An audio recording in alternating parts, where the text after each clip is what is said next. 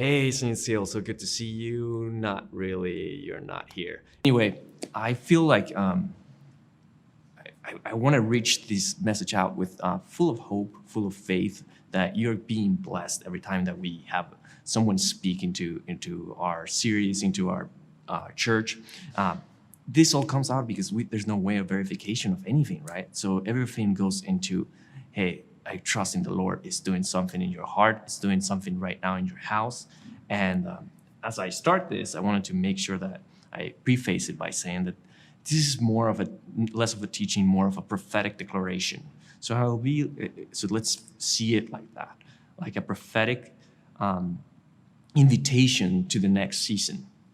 And we're going to go back into our House of Acts series, and we're going to start with Acts 9:32.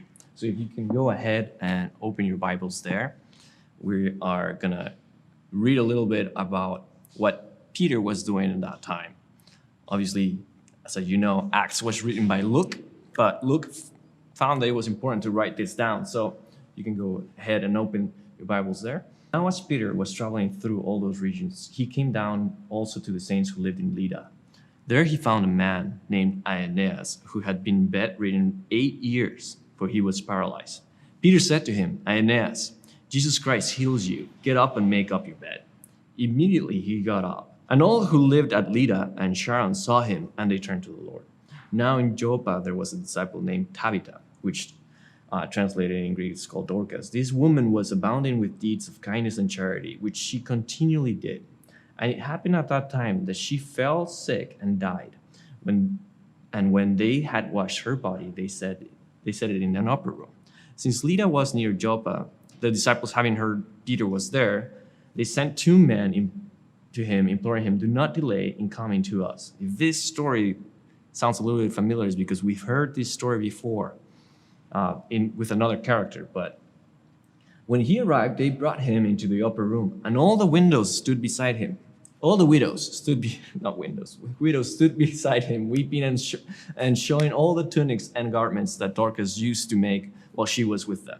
But Peter sent them all out and knelt down and prayed. And turning to the body, he said, Tabitha, arise. And she opened her eyes. And when she saw Peter, she sat up. And he gave her his hand and raised her up. And calling the saints and widows, he presented her alive. It became known all over Joppa, and many believed in the Lord. And Peter stayed many days in Joppa with a tanner named Simon. So when I started reading this verse, I was wondering and asking the Lord, what do you want me to teach on? What do you want me to share on this verse, right? Because it's just a recollection of events, just like Acts is. It's just a recollection of events. And if we see it just like that, then it's, what do we do with this, all right? Why did Luke thought that it was important to record this?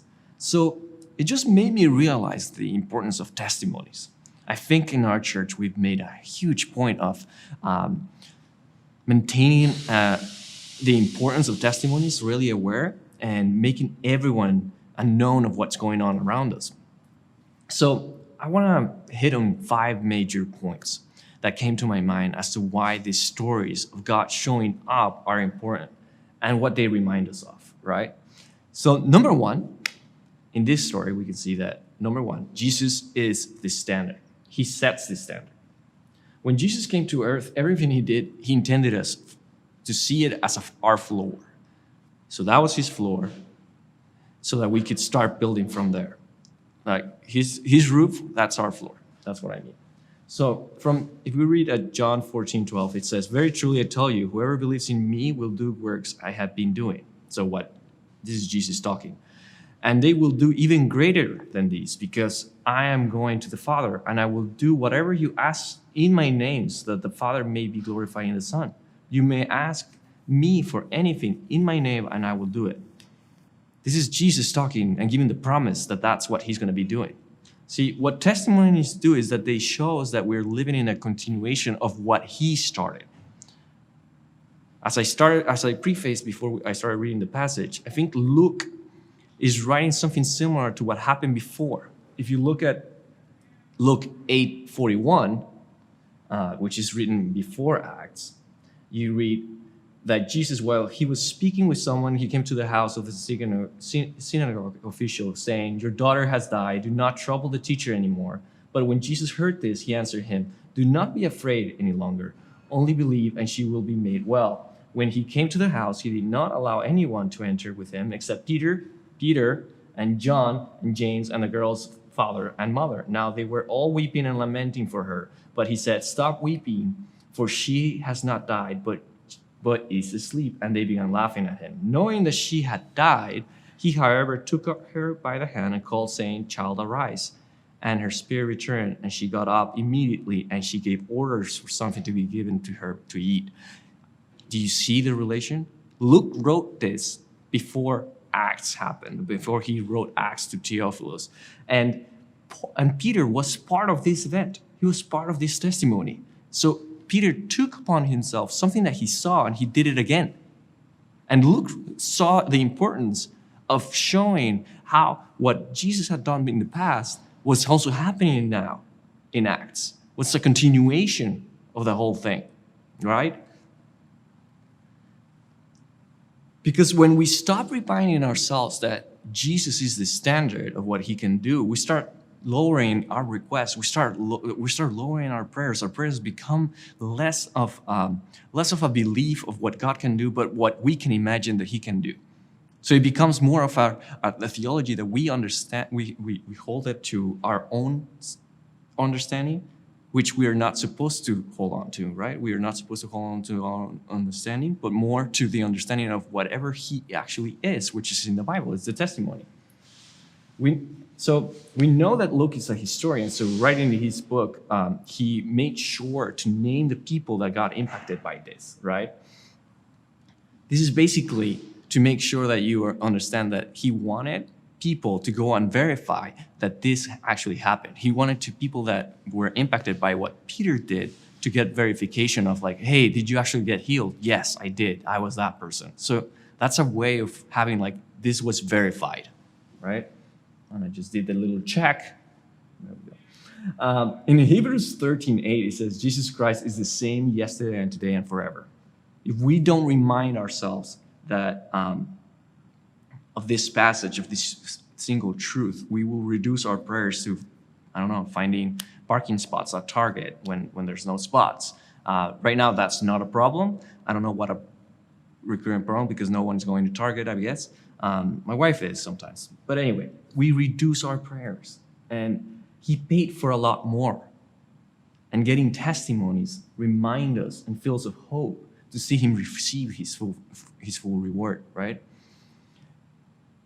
Second point that I want to make.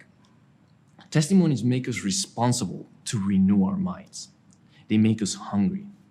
When we have a testimony, we're not only hearing a story, but we are being invited to meet a new side of the nature of God. See, when we encounter a problem of a similar nature, we're accountable to address the problem with a new perspective. And let me explain better. In Matthew 16:5, if you start reading that, this is Jesus, so Jesus is perfect theology. And the disciples came to the other side of the sea, but they had forgotten to bring any bread. And Jesus said to them, "Watch out and beware of the leaven of the Pharisees and the Sadducees." They began to discuss this among themselves, saying, he said, that because we did not bring any bread, but Jesus, aware of this, said, "You men of little faith, why do you discuss among yourselves that you have no bread? Did you not yet understand or remember the 5 loaves of the 5,000? On how many baskets of full you picked up? Or 7 loaves of the 4,000? How many large baskets full you picked up? How is it that you don't understand that I did not speak concerning bread, but beware of the leaven of the Pharisees and the Sadducees?" Then they understood that he, in fact, was not talking about bread. The disciples were concerned with a problem that Jesus had already given the answer to. They had witnessed that problem being solved. And what did Jesus do? There you go. You can have it in your bracelet. What did Jesus do? He gave them testimonies. He reminded them of what once was done. Because once we taste and see, we're not able to go back. We're accountable. It's like we're receiving a gift with that testimony. We've seen it. And now we are accountable of stewarding that gift. The only thing that the disciples can do is move forward. It's interesting to note that in Matthew, I'm sorry that I'm going through so many verses, but in Matthew 16, this is Matthew 16:5, and this whole discussion ends in 12. We follow Matthew 16, and then Peter, our main character of today's verse, has the best revelation that he's ever had. Because Jesus asks them in verse 15, he says, "But who do you say I am?" And Peter answered, "You are the Christ, the Son of the living God." And Jesus said to him, "Blessed are you, Simon Barjona, because flesh and blood did not reveal this to you, but my Father who is in heaven. I also say to you that you are Peter, and upon this rock I will build my church, and the gates of Hades will not overpower it." I just believe that in the moment that Jesus reminded Peter of what he had seen, reminded him of what he had witnessed, it just renewed the mind of Peter, and he could address the situation in a different way. And he even got a promise there. He even got a prophetic declaration out of it.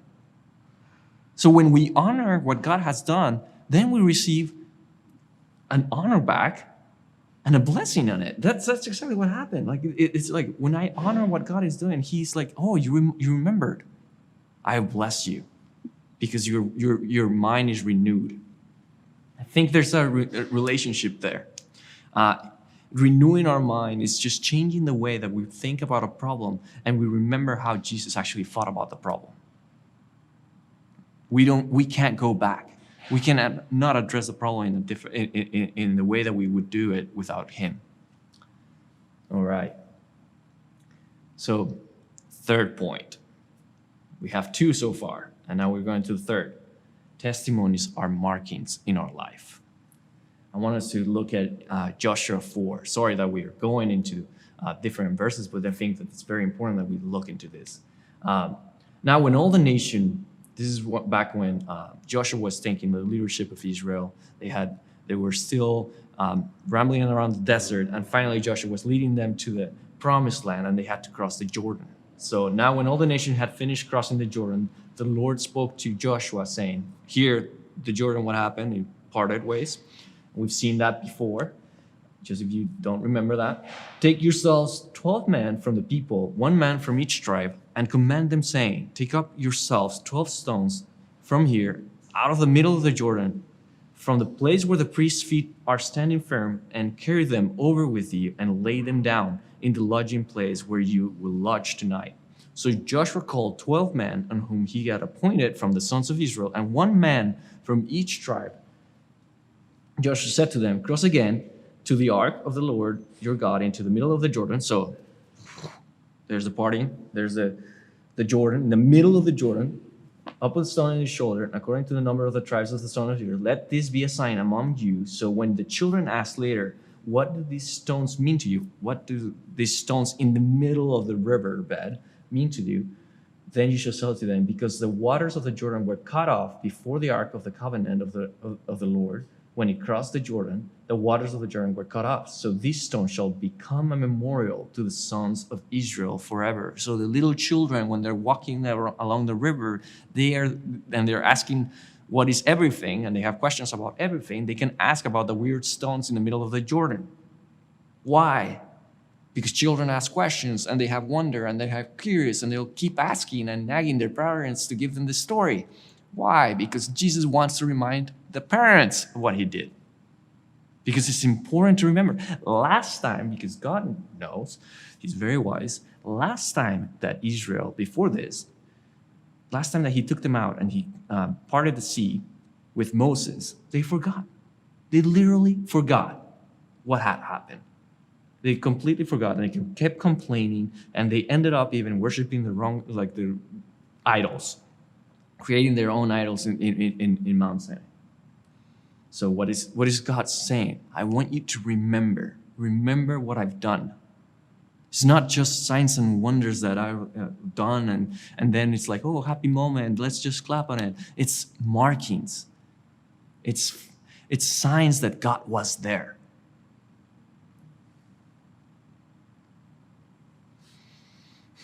That's why Joshua said this time, we're not forgetting. he said, we're not forgetting. Joshua was like, I'm not going to forget. We need generations to look at those stones.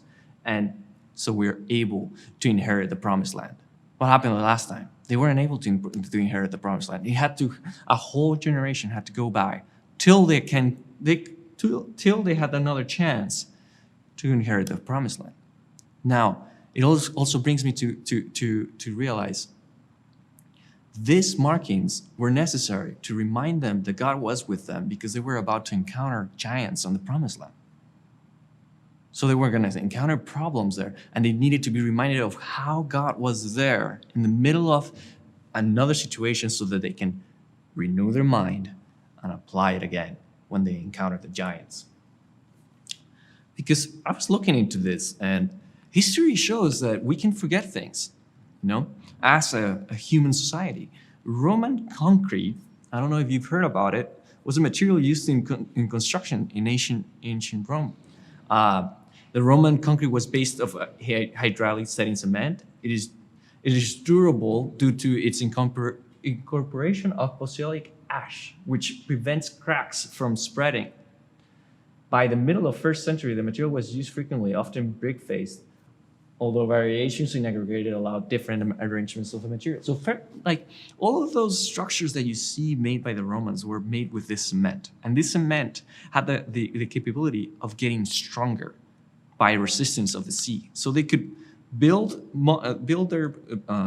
their structures with this cement, and it would, by being hit with salt water, it would get stronger and stronger, and it keeps getting stronger with the ages. We don't have that technology. The Pantheon dome, the dome, I don't know if Tyler can use his magic to show you what the dome looks like. That's what it's reinforced with this concrete. And scientists right now are studying all the materials so that we could try to replicate it, because it actually uses even volcanic materials in it. I don't know, I find it fascinating that a technology like that was completely lost. And it's supreme to what we have today. Sometimes we don't keep doing, we stop telling each other what we have done in the past, what has been achieved in the past. We will forget it, no matter how great it is. There's other cases of this situation. There's a violin family that used to have a technique to make violins that got lost in the family because it was a family secret. Now those violins, no one can do it. People try to replicate them. We can't make it. And as I was preparing this, even God likes to be reminded. If you look in Isaiah 38, I told you there was a lot of Bible today. In Isaiah 38, but this is a good story.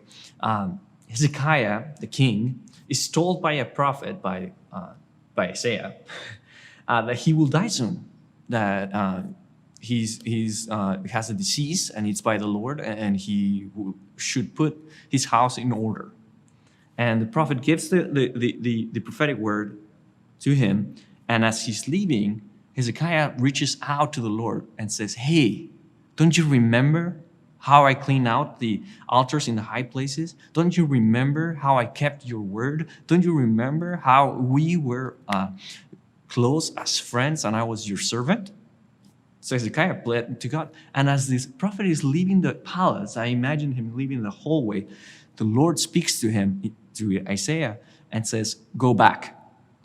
He goes back to Hezekiah and tells Hezekiah, actually, the Lord has healed you now, and gives him 15 years extra of life. And that's the promise. And he even blesses him in that moment, because God makes himself vulnerable to be reminded. It's not that he forgot. It's just that he wants us to remind him of what we've had. That's how important it is for us to remember. All right, moving on. Now, point number 4. Our experience does not dictate our theology. I mean, this has been a great point that Alex has really hit, and I think that we in our church, we remind ourselves, and we make ourselves proud of it, of teaching on it.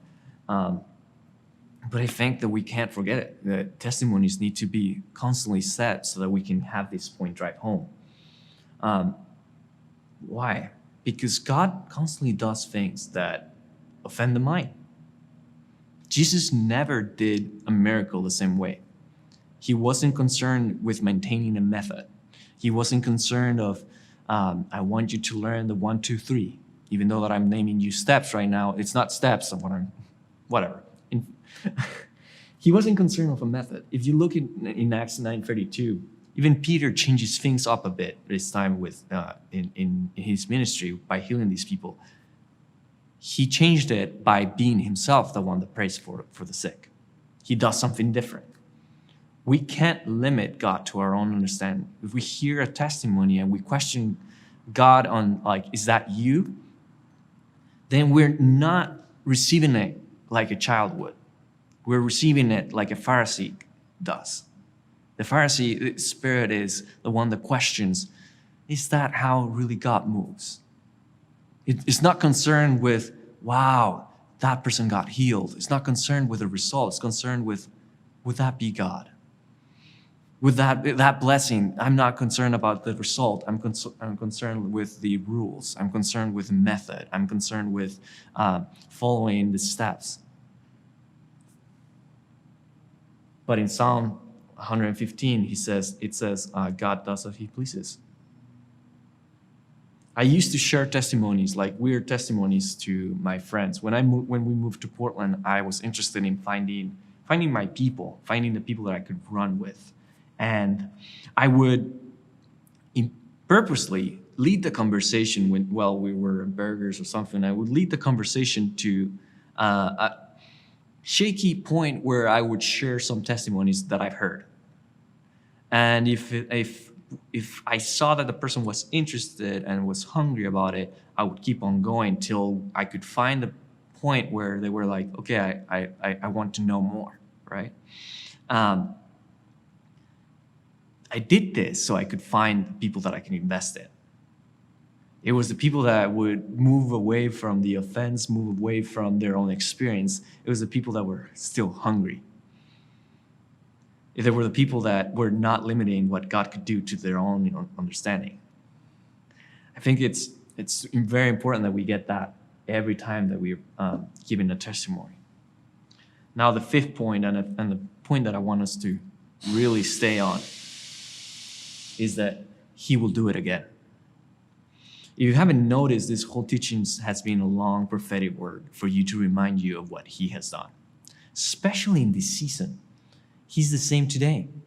He's the same today, even with COVID going out. It's the same. You know the verse, and you probably know the interpretation. Back to Acts 9. I truly believe that it's the reason Luke mentioned the testimonies, because it was a prophetic declaration. He wanted to write those testimonies because he wanted to make sure that those testimonies kept on happening. It wasn't the purpose of Acts. Actually, I was reading Grasping God's Word, which is an analysis on how to read Acts, and in that section they were saying, okay, if we see Luke writing the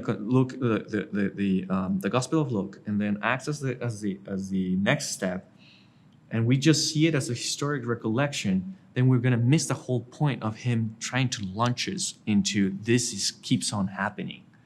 Because he's purposely putting those testimonies as a prophetic declaration that God's going to do it again. You know the verse, as I mentioned before, Revelation 19:10. We've said it a lot in church. The testimony of Jesus is the spirit of prophecy. What means is that every testimony where Jesus was involved, he's prophesying that he will do it again. Even my sales office gets it. In my sales office, every Friday, we have a meeting at the end of the day at 2:30, and we share the wins. We share the wins of the day.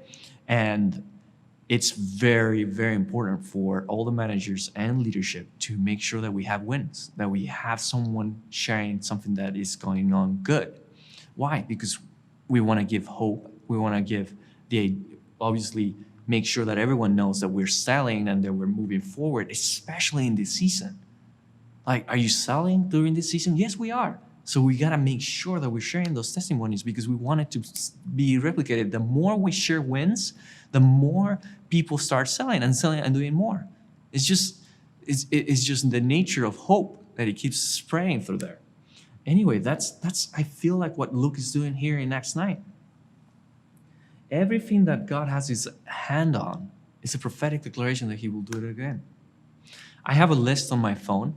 I make sure that I wrote down all the testimonies that I had throughout my life that I could remember. Because as I mentioned before, and let me go back into all my points.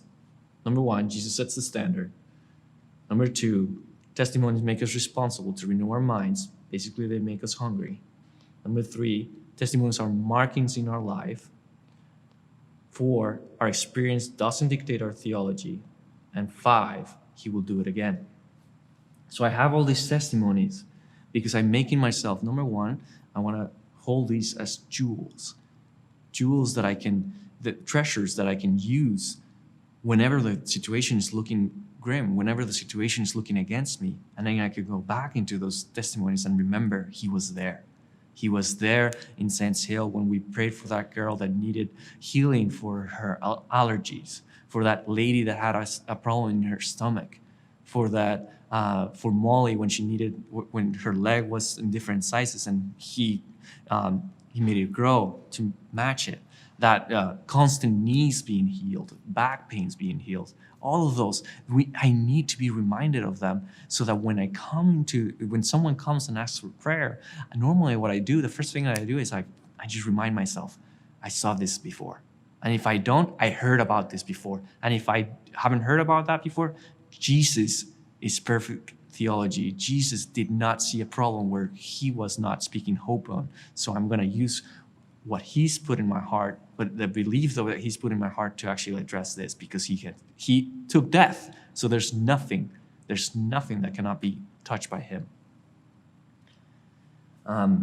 So I have that list, and I encourage you to do that. At the end of this sermon, I'm going to have everyone take down notes of testimonies where you remind yourself of this. Now, what is the testimony that I'm using to pray for the church right now? And it's one that John Tyson shared, and Austin Smith, our prayer deacon, reminded me of. It's about John Fraser, the missionary. He used to work in China. And I'm just going to read you the last portion. John Fraser discovered that his converts in the highlands villages had prospered during the winter. Hold on, before I go there.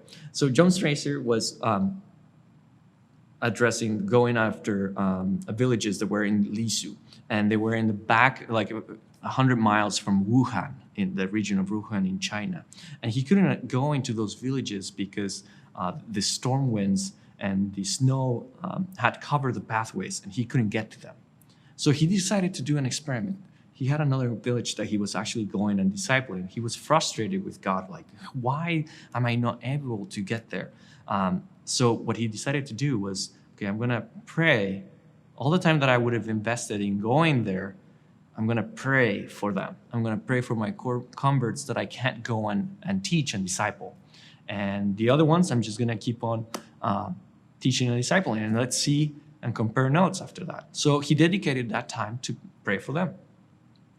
After the end, he discovered that the ones that in the highland villages had prospered during the winter months, in which he had found himself unable to gather with them together. In fact, as he met with them to hear about their winter Bible reading and their isolated prayers, he came to the remarkable conclusion that his converts in the highlands at Lisuland had grown far more during the winter than his converts in the lowlands. The converts that he had been busy visiting and gathering all winter long, he recorded his conclusion. If two things stand out clearly in my mind, they're firstly how foolish and weak our new converts are, and secondly, that God has really chosen them. Thereafter, he determined never to fret when he could not gather people, but always size it as God-given invitation to pray for people instead.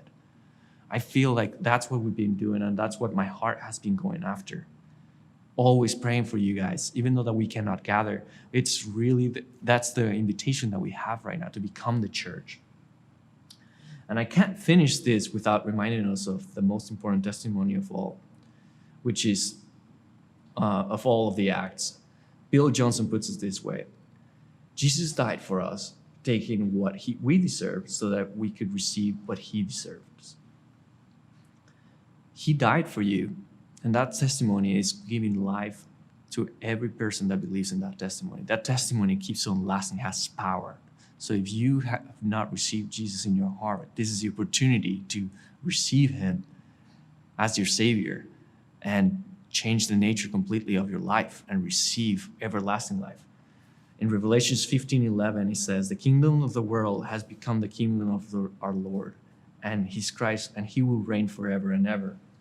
I don't know if all of this made sense, but what I'm trying to land at this point is we're in an invitation right now to believe what God has done in the past. Any kind of testimony that you have in your life, any kind of moment that He met you when you met Him first, that testimony, that's even the testimony that people need to hear. Those are markings and things that we need to treasure and use to pray into this season. We are in a season where we're invited into a new revival. I believe that we're coming into a new revival. I'm actually reading this book, Defining Moments, and because there's the recollection of all revivalists that are throughout the land. Why am I reading this book? Because right now I cannot gather. I cannot pray for the sick that much or at all. I can, very few can actually teach the gospel and preach the gospel and evangelizing. So what am I doing? I'm reading about the opposite. I'm reading about what God was doing when that opposite was happening, when people were gathering, when people were coming alive. Why? Because here's the portion that I want to read to you. History is now looking for a generation who will rise up and live in such a way that it will happen again, revivals. But this time through the accumulated effect of all past revivals and awakenings. We're not looking for a simple repeat of a past event or even an unusual season of divine favor. On the contrary, we're looking for a full expression of God's interventions throughout history to culminate in these days that are upon us. We are dependent on this happening to complete what He has assigned us to accomplish, to disciple the nations until the kingdom of this world become the kingdom of a God. That's the invitation that we have today. I feel like that's what Luke was inviting the early church when he wrote Acts 9, that this will be a continuation. It's funny that after Acts 9, it comes obviously Acts 10, but that's actually when there's another breakthrough of the Holy Spirit, but now to the general population. We're in that point of believing what He has done, treasuring it, and staying fast that He will do it again. And He will do it personally in every one of our hearts. All right, so I'm just going to pray for you right now.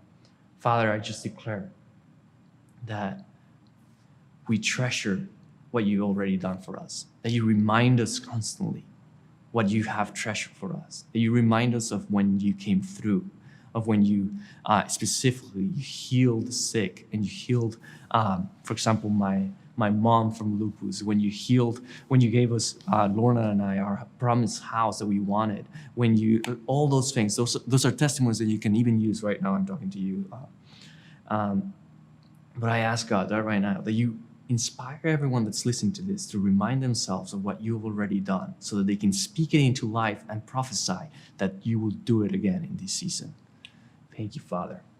All right, and before we broke off, I just want to read a few words of knowledge that we had from our team. So the Lord put someone named Cynthia on this person's heart. That she was feeling lost, just wants to become your home, and His presence become what you long for and what you desire. Also for someone named Jessica, that she considers herself right now, you're in a moment of not really being known and you do not feel at home. So the Lord wants to bring encouragement and bring you to be known and invite you to a place where you can feel at home with Him. And I even want to add, I see Psalms 27:4, where you can inhabit His presence for all of His days. That's just like David was doing it. He wanted to stay in His presence forever. So Jessica, that's for you. And this is for people who have felt that they haven't been able to connect with God, even though that they have a lot of time. The truth is that in the cross, God showed the length He's willing to go to connect with you, and He desires nothing more than to connect with you. Again, there's an invitation to receive Him again into your heart. It doesn't matter that you've lost way, that you move away from Him, that you stopped believing. This is a moment where He's calling you back. Anyway, thank you so much and bless you.